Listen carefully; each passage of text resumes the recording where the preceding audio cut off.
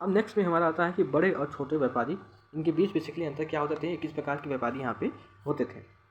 व्यापारी कई प्रकार के हुआ करते थे, उनमें बंजारे लोग भी शामिल थे। कई व्यापारी विशेष रूप से घोड़ों के व्यापार अपने संघ बनाते थे, यानी कि घोड़ों को अपना व्यापार संघ बनाते थे, जिनका एक मुखिया होता था और वह मुखिया उनकी ओर से घोड़े खरीदने के लिए इच्छुक योद्धाओं से बातचीत भी करता था। चूँकि व्यापारी को अनेक राज्यों तथा जंगलों से होकर के गुजरना पड़ता था, इसलिए वे आमतौर पर काफ़िले होते थे वो बना करके एक साथ अपना यात्रा करते थे और अपने हितों की रक्षा के लिए एक व्यापार संघ यानी कि गिल्ड बनाते थे। दक्षिण भारत में 8वीं शताब्दी और परवर्ती काल में ऐसे अनेक संघ थे। उनमें से सबसे प्रसिद्ध मणिग्रामम और नानादेशी थे। इसको आपको ध्यान रखना है, ये संघ है मणिग्रामम और नानादेशी। ये व्यापार संघ प्रायद्वीप के भीतर और दक्षिण पूर्व एशिया तथा चीन के साथ भी दूर दूर तक व्यापार करते थे। इनके अलावा चेट्टियार और मारवाड़ी ओसवाल जैसे समुदाय भी यहाँ पे रहते थे, जो आगे चलकर देश के प्रधान व्यापारी समूह भी बन गए। गुजराती व्यापारियों में हिंदू बनिया और मुस्लिम बोहरा, ये दोनों समुदाय यहाँ पे शामिल थे। वे दूर दूर तक लाल सागर के बंदरगाह व फारस की खाड़ी, पूर्ववर्ती अफ्रीका और दक्षिण पूर्व एशिया तथा चीन के साथ यहाँ पे व्यापार करते थे। वे इन पत्तनों में कपड़े और मसाले यहाँ पे बेचते थे और बदले में अफ्रीका से सोना और हाथी के दांत तथा दक्षिण पूर्व एशिया से और चीन से ये लोग मसाले लाते थे। और मसाले के साथ साथ यहाँ पे टीन, मिट्टी के बर्तन और चांदी भी यहाँ से ले आते थे बदले में, यानी यहाँ से लोग मसाले पहुँचाते थे और उधर से ये लोग सोना और हाथी के दांत जो हैं और टीन, मिट्टी, ठीक है, इस प्रकार की चीज़ें वहाँ से रिवर्स के रूप में ले आते थे। इस प्रकार से इनका जो व्यापार था वो चलता था। पश्चिम तट के नगरों में अरबी, फारसी, चीनी, यहूदी, सीरियाई और ईसाई लोग यहाँ पे आके बस गए थे। लाल सागर के बंदरगाहों में बेचे जाने वाले भारतीय मसाले और कपड़े इतालवी व्यापारियों द्वारा यहाँ पे खरीदे जाते थे और वहाँ से वे उन्हें आगे यूरोपीय बाज़ारों में पहुँचाते थे। उनमें से व्यापार में बहुत लाभ होता था। आपको इसको ध्यान से समझना है कि जो हमारी व्यापार की स्थिति थी पहले, ठीक है, लोगों के साथ या अदर सेक्टर के जो लोग थे, ठीक है, जैसे कि यहाँ पे लाल सागर की बात कर रहा है, फारस की खाड़ी की बात कर रहा है, तो वहाँ पे जो बसे हुए देश थे उनके साथ हमारा जो व्यापार था पहले वो किस प्रकार से चलता था। तो आपको एक मल्टीपल वे में और एक सिंपल वे में आपको इसमें समझना है। तो हमने समझा क्या कि हमने ये समझा कि यहाँ पे हम लोग यहाँ से मसाले लाते थे वहाँ पे और बदले में हम लोग वहाँ से सोना और तीन मिट्टी की बर्तन और चांदी यहाँ से ले आते थे। सबसे पहले इसको समझ लिए। अब यहाँ पे बात किया है कि हमारे जो हम लोग मसाले यहाँ थे उनको कौन खरीदते थे, तो उनको इतालवी जो लोग थे और जो लोग थे इसके अगल बगल बसे हुए देश थे, वे लोग ही हमारे इन चीज़ों को खरीदते थे। इनसे हमें बहुत लाभ होता था। उष्णकटिबंधीय जलवायु में उगाए जाने वाले मसाले जैसे कि काली मिर्च हो गया, दालचीनी हो गया, जायफल हो गया, सौंठ हो गया, ये मेन हमारे मसाले थे। ये यूरोपीय व्यंजन के महत्वपूर्ण अंग बन गए थे उस समय। और भारतीय सूती कपड़ा का बहुत लुभावना होता था, यानी कि जो हमारा भारतीय सूती कपड़ा था वो उसमें बहुत लुभावना होता था। ये चीज़ें ही यूरोपीय व्यापारियों को भारत तक खींच लाई। और समय के साथ साथ व्यापार और नगरों का विकास किस प्रकार बदला, इसके बारे में यहाँ पे देखते हैं। ठीक है, यहाँ पे उससे पहले यहाँ पे एडिशनल फैक्ट दिया हुआ है काबुल के बारे में, तो एक बार देख लेते हैं काबुल के बारे में क्या यहाँ पे दिया गया है। काबुल अपने पहाड़ी और विषम भूदृश्य के साथ 16वीं शताब्दी में राजनीतिक और वाणिज्यिक दृष्टि से महत्वपूर्ण बन गया था। काबुल और कांधार सुप्रसिद्ध रेशम मार्ग से जुड़े हुए थे, साथ ही घोड़ों का व्यापार भी मुख्य रूप से इसी मार्ग से होता था। 17वीं शताब्दी में हीरे के साथ सौदागर जो बेप्टिस्टे कैवेलियर ने अनुमान लगाया था कि काबुल में घोड़ों का व्यापार लगभग 30,000 रुपये तक होता था, जो अपने आप में बहुत भारी रकम यहाँ पे समझी जाती थी। काबुल से मेवे, खजूर, गलीचे, रेशमी कपड़े और ताज़े फल ये लोग ऊँटों पर लाद करके यहाँ पे लाए जाते थे और महाद्वीप तथा अन्य भागों में यहाँ पे बेचे जाते थे। इसके अलावा गुलाम भी बिक्री के लिए यहाँ पे लाए जाते थे। अब यहाँ पे हम बात करेंगे कि नगरों में शिल्पकला किस प्रकार से यहाँ पे की जाती थी। बीदर के शिल्पकार तांबे और चांदी में जड़ाई के काम के लिए इतने अधिक प्रसिद्ध थे कि इस शिल्पकला का नाम ही बिदरी पड़ गया। ठीक है, आपको इसको ध्यान रखना है। पांचाल अथवा विश्वकर्मा समुदाय, जिसमें सुनार, कसेरे, लोहार, राजमिस्त्री और बढ़ई शामिल थे, मंदिर के निर्माण के लिए आवश्यक थे।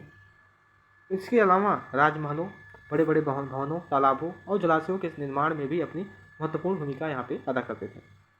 इसी प्रकार सालियार या कैक्कोलार जैसे बुनकर भी समृद्धशाली समुदाय यहाँ पे बन गए और वे मंदिरों को भारी दान दक्षिणा यहाँ पे दिए करते थे। वस्त्र निर्माण से संबंधित कुछ अन्य कार्य जैसे कि कपास को साफ करना, काटना, रंगना भी स्वतंत्र व्यवसाय यहाँ पे बन गया, जिनके लिए विशेषज्ञता की यहाँ पे आवश्यकता होती थी। ये हमारा क्या है, ये पीतल के मोमबत्ती दान यहाँ पे बनाया गया है। ठीक है, यहाँ पे आपको साल का बॉर्डर भी यहाँ पे दिखाई दे रहा होगा, फिगर के माध्यम से आपको दिखाने का प्रयास कर रहा हूँ। शहरों के बदलते हुए भाग्य किस प्रकार थे, जैसे कई शताब्दी के पहले या कई शताब्दी के लंबे समय में अहमदाबाद जैसे कुछ नगर बड़े व्यापारिक केंद्र के रूप में यहाँ पे विकसित हो गए, लेकिन तंजावुर जैसे कुछ अन्य नगर पहले की अपेक्षा विस्तार और महत्व की दृष्टि से यहाँ पे सिकुड़ गए। इसी काल में पश्चिम बंगाल में भागीरथी नदी के तट पर स्थित जो मुर्शिदाबाद है, वो रेशमी वस्तुओं के प्रमुख केंद्र के रूप में यहाँ पे उभर गया था। वह 1704 में बंगाल की राजधानी बन गया, लेकिन इसी शताब्दी के दौरान इसका जो सितारा है वो डूब गया, क्योंकि वहाँ के बुनकर इंग्लैंड की मिलों से बने हुए सस्ते माल के साथ प्रतियोगिता यहाँ पे नहीं कर सके। यानी जब ये राजधानी बना मुर्शिदाबाद, तब यहाँ के जो बुनकर कपड़ा बनाते थे, मान लीजिए ये 2 रुपये में एक शॉल देते थे, वहीं ब्रिटिश जो है इसको 8 आना या 50 पैसा में इसको देते थे, तो इसको लोग प्रीफर ज़्यादा करते थे, इसलिए इनका जो ये वाला व्यापार था वो डूब गया। क्लियर है। अब यहाँ पे बात आती है कि हम्पी, मछलीपट्टनम और सूरज नज़दीक से एक नज़र इसके बारे में देख लेते हैं। तो हम्पी की वास्तुकला का सौंदर्य ये कैसा था। हम्पी नगर कृष्ण और तुंगभद्रा नदियों की घाटी में स्थित है। ये नगर 1336 में स्थापित विजयनगर साम्राज्य का केंद्र स्थल था। हम्पी के शानदार खंडहरों से पता चलता है कि उस शहर की किलेबंदी उच्च कोटि की थी। किले की दीवार के निर्माण में कहीं भी गारे चूने जैसे किसी भी जोड़ने वाले मसालों का यहाँ पे यूज नहीं किया गया है, और शिलाखंडों को आपस में यहाँ पे फंसा करके गूंथा गया था, जैसा कि आपको यहाँ पे दिखाई दे रहा होगा फिगर में कि किस प्रकार यहाँ पे इसको बनाया गया है। इसमें गारे का यूज नहीं किया गया है, किसी प्रकार के चूने पत्थर का यूज नहीं किया गया है, इसको एक अलग तरीके से इसको बनाया गया है। ठीक है, यहाँ पे बात किया है कि एक किलेबंद नगर कैसा होता था और क्यों उसको किलाबंदी इसकी की जाती थी किसी नगर की। एक पुर्तगाली यात्री डोमिंगो पेज ने 16वीं शताब्दी में हम्पी नगर का यहाँ पे वर्णन किया है कि गोवा से आने वाले लोग जिस प्रवेश द्वार से गुजरते हैं, उस द्वार के भीतर राजा ने एक अत्यंत सुदृढ़ प्राचीरबद्ध नगर बसा रखा था, जो दीवारों और बुर्जों से सुरक्षित था। ये दीवारें अन्य नगरों की दीवारों जैसी नहीं थी, बल्कि बहुत मजबूत राजगिरी का ऐसा नमूना है जो अन्य भागों में बहुत कम देखने को मिला। उसके भीतर उसी रीति से बनाए जाने वाले जो भवन हैं वो भी अत्यंत सुंदर थे और कतार में थे। उनकी छतें जो थी वो सपाट थी। ठीक है, यहाँ पे एडिशनल फैक्ट भी दिया हुआ है। क्या दिया है कि अपने शासनकाल में विजयनगर के शासकों ने जलाशयों और नहरों के निर्माण में काफ़ी रुचि ली। मालदेवी नदी के ऊपर 1.37 किलोमीटर लंबे मिट्टी के बाल वाले अनंत राज सागर जलाशय का निर्माण यहाँ पे किया गया। इस देवराय ने 2 पहाड़ियों के बीच एक विशाल प्रस्तर बांध का निर्माण यहाँ पे करवाया था, जो विजयनगर के निकट एक विशाल झील के निर्माण के लिए किया गया, जहाँ से जल सेतु और नहरों द्वारा बगीचों तथा खेतों की यहाँ पे सिंचाई की जाती थी और उनके जो जल है वो भी वहाँ तक पहुँचाया जाता था। ये जो है, अब बात आती है हम्पी की वास्तुकला की। यहाँ पे बात करते हैं।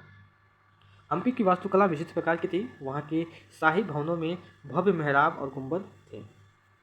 वहाँ स्तंभों वाले कई विशाल कक्ष थे, जिनमें से मूर्तियों को रखने के लिए आले बने हुए थे।